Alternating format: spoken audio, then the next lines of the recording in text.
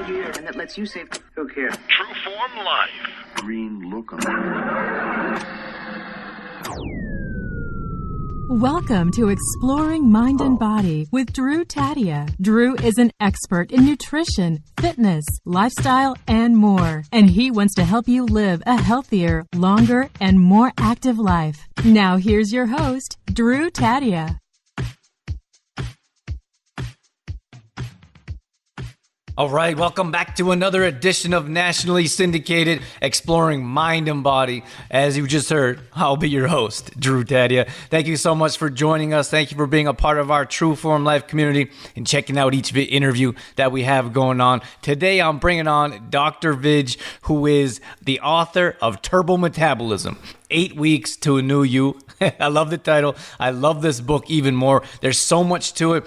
And what's most important to me is when I share messages on the show like this, it's that they resonate with what I believe in. And I feel like this book has everything to do with that. It's more of a holistic approach. It's not a quick fix or how to boost your metabolism and lose a bunch of weight quick and then gain it all back like most of those kinds of things they have going on. This talks about, it's a beautiful book, Turbo Metabolism. I highly suggest you check it out. And Dr. Vij is such a great guy. He's got so much information sharing with you. He talks about going deep and looking into treating diabetes, obesity, heart disease. It's not just about increasing your metabolism, but helping you sustainably burn body fat and lose weight through recipes and understanding what's going on emotionally. It's not just the external which isn't a long-term effect, which doesn't really create sustainable and lasting changes, again, which is what I love so much about it. So there's so much information, there's so much takeaways here that you can start implementing right away. So sit back and enjoy. We got all that coming up on... This is Exploring Mind and Body. Naturally improve your lifestyle one show at a time with your host, Drew Tadia.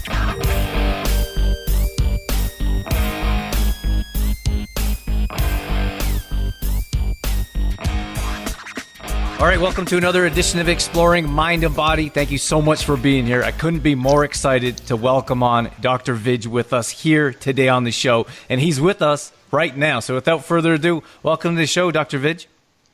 Thank you, Drew. It's a pleasure to be on your show. I'm an avid listener. I think you do a fantastic job, and I can't even believe that I'm one of your guests today. So thank you. That means so much. We appreciate that. Today we're talking about Turbo Metabolism. Your book is 8 Weeks to a New You. I know there's so many people excited about this show here. Now, I want to get into that, but before I do, I want to hear about your background and how you got into what you're doing now. Yeah, so real quick, I'll give you a quick summary. I spent the first 25 years of my life in New Delhi, India. I grew up in India. And after that, I came to the United States, and I've been practicing internal medicine for the last 20 years or so. I'm in Northern California on the west coast of the U.S., and I practice internal medicine with a special interest in metabolic diseases and obesity. And with that, out of that interest came this book that I've been working on for the last 2 years. And it came about because I was just seeing in my practice all these people with metabolic diseases, with diseases related to obesity and overweight that were really impairing the quality of their lives. I'm talking about things like prediabetes and type 2 diabetes and heart disease and strokes and cancers and really the black plague of the 21st century, the diseases which are making shortening people's lives and making the quality of our lives so much worse than they could be, are all preventable. And that's what urged me to really look out and find the best information that I could find and synthesize it in a way that people could understand so that they can take some action and have a better life. Why do you think obesity is such a main topic in today's day and age? Well, traditionally humans have been malnourished because of lack of calories and scarcity of food. And here in the last century or so, we have created an environment where we have an overabundance of calories, but we're still malnourished. So obesity is really a disease of malnourishment in that we're getting lots and lots of calories, but we're not getting the nutrition, the nourishment that the body needs. And this because of our artificially creating this system of what looks like abundant food for everyone, but it's really not providing the body with the ingredients that it needs.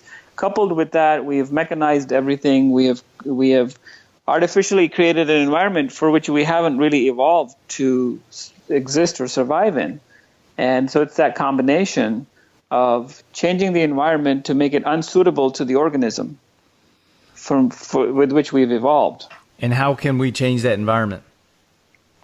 Well, in essence, the key would be to try to live our lives in a way that's more compatible with the way that our ancestors have evolved, to live in a more ancestral way of living, which would mean eating foods that are unprocessed, that are closer to the source, foods that perhaps people might have eaten, 100, 200, 300 years ago, that didn't have all these artificial, unpronounceable ingredients and harmful chemicals and pesticides and fertilizers and insecticides and GMOs, things that we have invented in our folly, which we thought was wisdom, but really foolishly we've invented all these things that don't really work very well with us.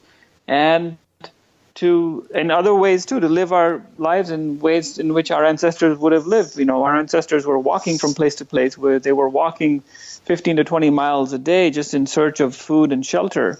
And we are sedentary. We're very lucky if we make those 10,000 steps, right?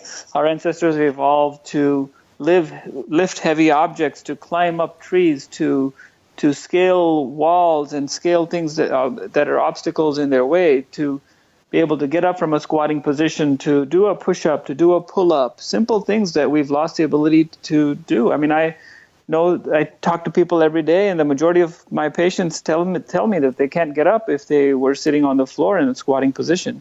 And yet, in all our evolution, we have had to get up from a squatting position just to go to the bathroom. At least once a day or several times a day, humans would have to squat on the ground just to pee or poop. And we have lost, those simple abilities. We've got artificial lights coming. We've got these blue lights that are being emitted from our devices that interfere with our sleep patterns, right? So living more in sync with the circadian rhythm, with the day and night cycle, to dim the lights in the evening, to get to bed at a certain reasonable time, to get up when the sun rises, right? These are really common sense, simple things. And all the stressors that we look around us, stressors related to the taxes not being paid, traffic jams, road rage, right? Work deadlines. These are not things that we have evolved over the hundreds of thousands of years that humans have existed on the planet. The stressors that we've evolved to cope with and have mechanisms in the body to cope with are, life-threatening dangers of being eaten by a saber-toothed tiger. And in that situation, that flight or fight response is appropriate and needed.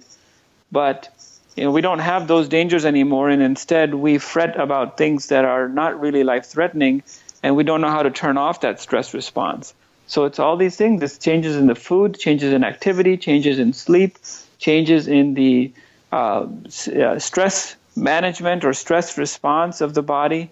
It's all these things that we have changed the environment to an unnatural state that we need to restore. What is, you call yourself a doctor of internal medicine? What is that? Internal medicine, it's fine. It took me a while to understand this too. It's like, what is it that we really do? And internal just means that it looks at all the internal organs. So internal medicine is about heart and lungs and liver and kidneys. It's all those internal organs that we don't see, as opposed to, say, a dermatologist that sees everything on the surface, on the skin. So it's to the internal organs. And when you work in the medical field, is it challenging to take a holistic approach and look from the inside out?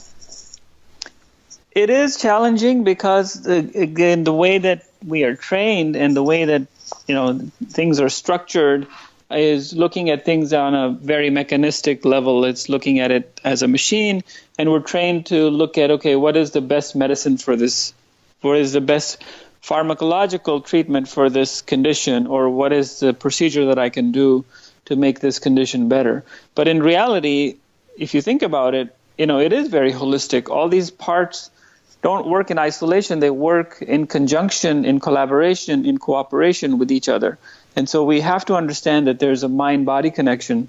There's a connection between how you sleep and how your heart's going to work and how your food is digested and how your liver is going to function. All those things are related. And really, it becomes a lot more fun, too, when you start to connect those dots and see those connections that were previously, maybe they're not that obvious on the surface, but once you make those connections, that's where you can really make a difference and move the needle. Your book is called Turbo Metabolism. Can you explain to our audience what metabolism is? Yeah, Drew, it's really simple. Metabolism is simply about energy delivery, right?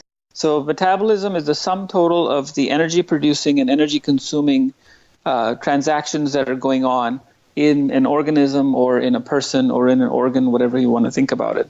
So in essence, metabolism is about energy transactions. It's about how I take the food that I eat, right? The nice, colorful Greek salad that I had for lunch.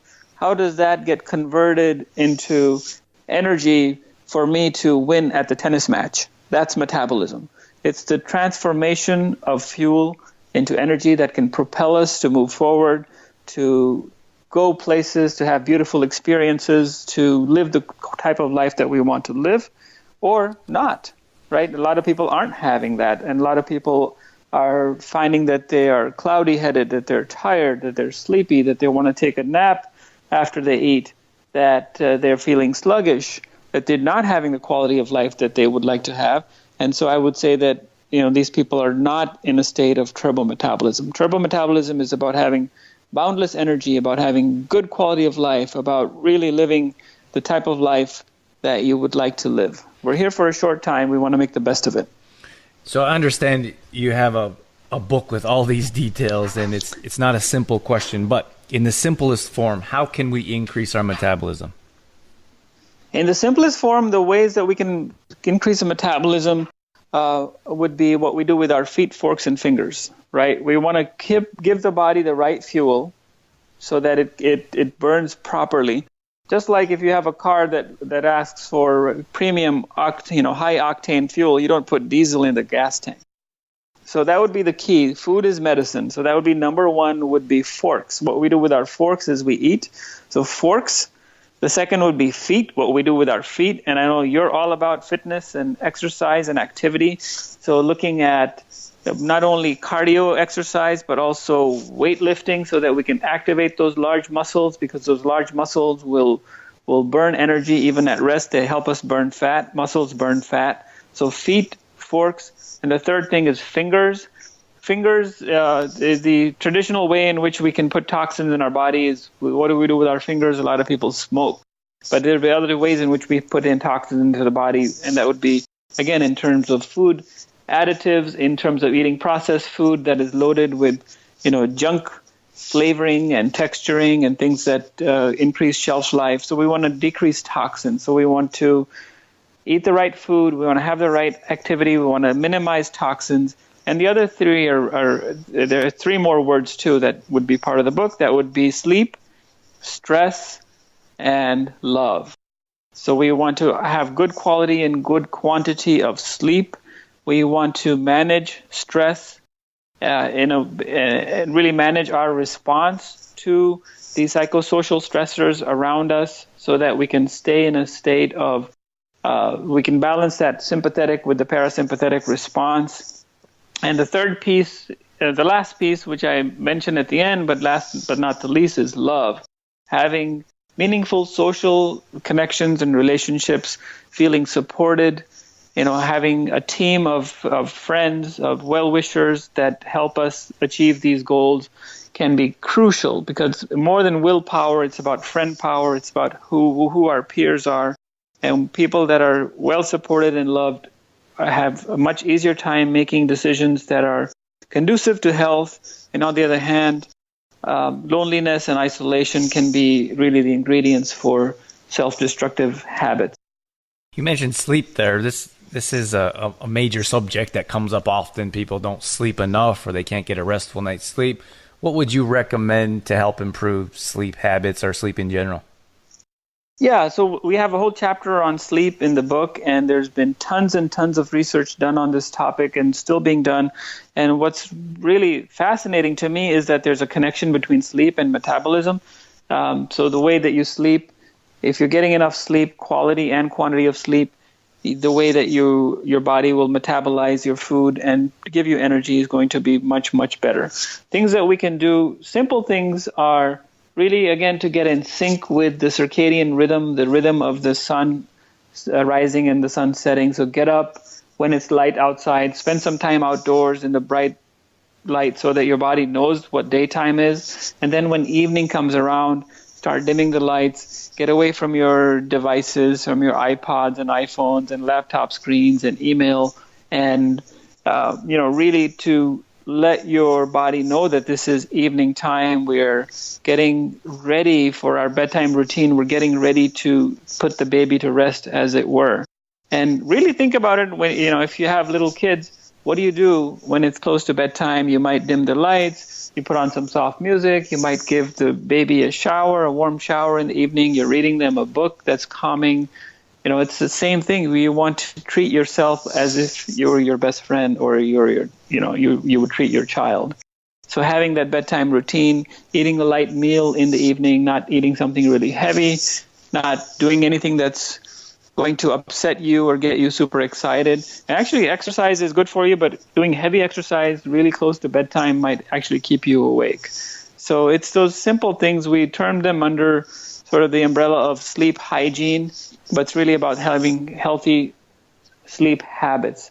But the reality is that the secret to a good night's sleep starts from the moment that you wake up in the morning.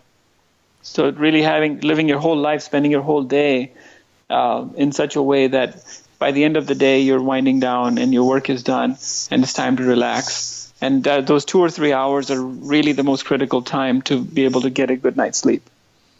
You have a number of different recipes in your book here. Are these recipes you've created? Are you a bit of a chef on the side as well?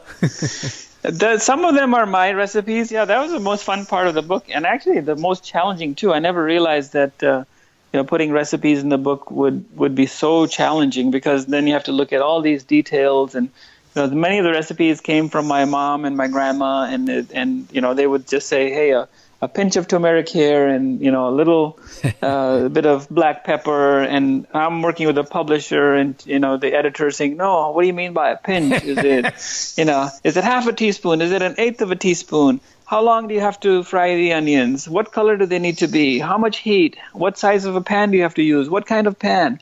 But yeah, so many of them were from my family. Some of them are from my friends or other people that I respect in the field of food as medicine. But the goal is to provide some ideas in how you can nourish the body and how you can feed yourself, but do it in a way that you can create food that tastes good, that's nourishing, and that's easy to prepare. Because think about it, we want food to be tasty. We're looking for food that's familiar, and we want it to be convenient. And if we can take back the food preparation back into our own hands, that is the most powerful thing that you can do in terms of reclaiming your health. And that's probably one of the reasons why we're in the midst of this big mess of an obesity epidemic too, is that we have given up, the control of food preparation to somebody else, whether it's a restaurant or you're picking up food from somewhere or somebody else is preparing the food for you. And once you give up that control, you're giving it to them, and they're preparing food that's going to taste good, and it'll often be addictive, but it's loaded with salt, sugar, fat, and other things that are there to make it taste good and have it a good shelf life, but it's not geared towards making you healthy. Do you have a favorite recipe? My favorite recipes would be some of the soups that I have in there. I really like moong dal. I have some dal recipes, which are these Indian soups that are easy to prepare. My recipe, I have a 10-bean soup recipe. I would say that would be my favorite out of all of these, and it's easy to do. I've done it 1,000 times. You can do it in the slow cooker, so you can just put all the ingredients in the crock pot or slow cooker overnight, and you wake up in the morning and your soup is ready to go. Sounds delicious. I'm going to have to try it. Please. I'd like to cook myself. So I'm looking at your recipes here. Like we have a shredded Brussels sprouts. I love Brussels sprouts. And there's so much. Do you have a favorite part of this book? It's a beautiful book. There's so much information in here. Do you have a favorite part? I would have to say that I had the most fun writing the stress chapter, and the sleep chapter is right up next to it. So the sleep and stress chapters are probably my favorite part. I really, really, really am fascinated by the mind-body connection, and because I think a lot of the other stuff is quite obvious. Yes, food is medicine. Yes, we should be eating a nutrient-dense, plant-rich diet. Everybody knows we should be exercising and lifting weights and so on. But when we start thinking about the psychosocial aspects of all of this, that I think is where the key is, because you can know what you need to do, but the difference between knowing and doing is that emotional buy-in, and that emotional buy-in can only come in when we're mentally in the right state, and that right mental state is going to come if we have a way of managing stress very well and we're sleeping well, we're rested, we make much better decisions. So that's why I think that's the most crucial part, and those are the chapters where I had the most fun. So when it comes to stress in general, I really enjoy this topic as well. What things stress us out? I mean, there's work, there's family. It seems like there's so much. Is there anything that we could narrow down to dig deep about? Well, again, I think the real question is not what stresses us out, but how do we respond to it, right? So instead of reacting, instead of being in a state of reaction, if we can formulate a response to something, then it's a very, very much different outcome. So the stressors are still going to be there, and you hit the nail on the head. It's work, it's home, it's disagreements with the spouse, it's what your children are up to, it's addictions, it's problems in the family, it could be money, it could be taxes, it could be pollution outside, it could be traffic jams, it's taxes. Those things don't change, right? They're still going to be there. And for the most part, they are beyond your control. What's within your control is how you react to it, how you respond to it. And that's going to make the most difference in the world. And so I think that's where we should be focusing our energy, is like, what is my strategy? Yes, the stress is going to be there. There's nothing that I can do about the crazy guy who's going to cut me off on the freeway. And am I going to, start yelling and screaming and have my blood pressure go up? Or am I going to have some other response to this thing that is going to happen? And I think that's where the key is. So having some control and predictability on my response, having outlets for stress, whether it's for me, it's spending time outdoors, spending time with my family, listening to some nice relaxing music, maybe playing a musical instrument, exercise, social connections. Those are my way of mitigating that stress and activating the parasympathetic response, so that I already have a plan. Yes, those things are going to happen, but it's not going to cause me to have a bad day. In other words, the pain is going to be mandatory, but the suffering is optional.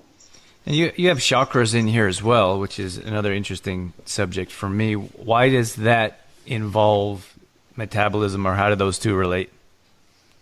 Yeah, true that. I got a lot of flack about that from many of my colleagues who were reviewing the book, and several people actually refused to write an endorsement for me because they said that was too fluffy.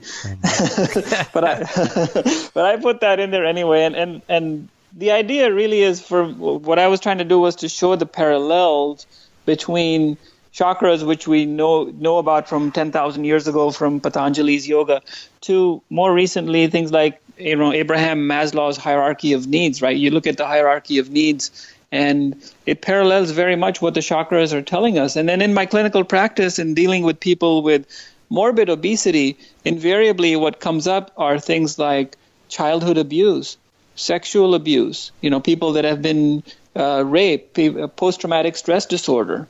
So you look at, the safety and security needs not having been met, being manifest sometimes much later in life, 10, 20, 30 years later, in terms of a physical symptom, right? The obesity is just a symptom. So this woman who was abused as a child is now 35 years old, and she has an eating disorder because she hasn't gotten over the trauma of her safety and security being threatened when she was 6 years old. And until we address that trauma from when she was 6 years old, we're not going to be able to take care of this problem in 2018. So that's the connection. So we have to look, peel the onion and go beyond the layers of just what we're seeing as a physical symptom in front of us to really get to the root cause of the problem. And until we identify the root cause, we can't really fix it. And until we identify and fix the root cause of the problem, we aren't going to get to the outcome that we're looking for right now in 2018. We have to go back to the root cause. So when you have this conversation with your colleagues, is there a conversation, or they don't want to hear anything about it, or do you debate a little bit? How does that work? Well, it's usually a little bit of a debate, and really going back to the way that we are trained, and it's sort of in a quote unquote scientific way of thinking is all about, hey, show me the proof, show me the evidence. This, show me where it exists in the body. Let's, dissect a body and show me where the chakras are. And if you can't show it to me, then it doesn't exist. Now let's talk about evidence. Let's talk about things for which there is proof.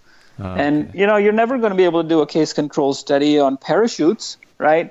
Let's have half the people use parachutes and have half the people not not use a parachute jumping out of a plane. That study is not going to happen. And so I think that, and again, that's what makes all this so fascinating too, is that, yes, a lot of things are very black and white, and yet if it was that easy, right, why wouldn't everybody have six-pack abs? Because there's something else going on. And, so we have to have an open mind, and we have to me, it's all about tools in the toolbox, right? If I'm limiting myself to just a certain kind of tool in the toolbox, I'm not going to have the best outcome, as opposed to having an infinite array of tools in my toolbox and say, okay, this is not working. Let's try this other approach. Now, let's have an open mind to what tools might be available. And this could be from other disciplines, from other parts of the world, from other cultures. Just because I'm not seeing it here or I haven't seen it yet doesn't mean that it doesn't exist. Dr. Vij, we're just wrapping things up here. I want to direct or give our listeners a chance to learn more about you, what you do, your book. Where can they find more details if they want to dive deep a bit into more of what you have going on? Well, several places, all the usual places. My website is drvij.com, doctorvij.com. But I'm all on Facebook, Twitter, Instagram. In the book, you can find it on Amazon, on Barnes & Noble, and a lot of local bookstores as well. And I've been really, really gratified with the amazing response that I've gotten. And every time I get some feedback from someone that says, hey, I really like this part, or this really made a difference, that makes my day. So I'd love to hear from your listeners and hear some feedback on what they think about these ideas. Absolutely. Thank you so much, Dr. Vij. It was an absolute pleasure. Thank you for coming on, sharing your expertise with us, and sharing some of your time with us. I loved it. Cheers. Thank you, Drew. True Form Life.